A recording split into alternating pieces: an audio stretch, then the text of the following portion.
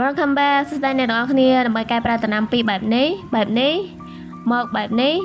យើងត្រូវធ្វើថ្នាំការពារបណ្ដេញនិងសម្លាប់ពពួកតកៅនឹងហ្មងបងប្អូនហើយវាមានប្រសិទ្ធភាពខ្ពស់ខ្លាំងមែនតើហើយរូបមន្តនៃការធ្វើនឹងអត់មានអីច្រើនបងប្អូនមានទឹក5លីត្រសាសកន្លះលីត្រទឹកខ្មេះកន្លះលីត្រ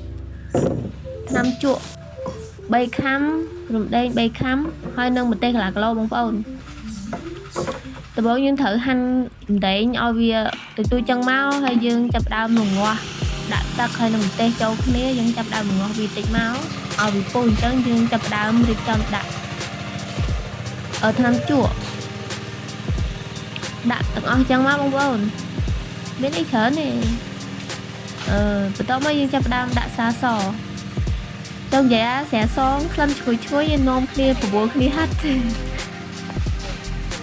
ហាត់បងប្អូនឆ្នាំស្រាសងវាក្លិនឈ្ងុយបន្ទាប់មកយើងចាប់ដើមកូរវាឲ្យសព្វចឹងបងប្អូនវាមានប្រសិទ្ធភាពខ្ពស់ខ្លាំងមែនតើទៅលើពពួកបន្លែជាពិសេសគឺស្បៃតឿកញ្ញាញ់ចកោះស្បៃខ្មៅអីចឹងបងប្អូនហើយយើងរងាស់វារយៈពេល30នាទីគឺអូខេបងប្អូនប៉ុណ្ណេះយើងចាប់ដើមទុកវាត្រជាក់បន្ទាប់មកយើងចាប់ដើមច្រោះវាយកទៅទឹកហើយកាក់វាក៏មានប្រសិទ្ធភាពដែរបងប្អូនយើងអាចដាក់នៅកូនដូងកូនស្វាយអីចឹងដែរបងប្អូនយើងចាប់ដើមច្រោះវាទៅបងប្អូនយើងចាប់ដើមច្រោះវាដាក់ដបអញ្ចឹងមកបងប្អូននេះយើងស្រួលក្នុងការប្រើប្រាស់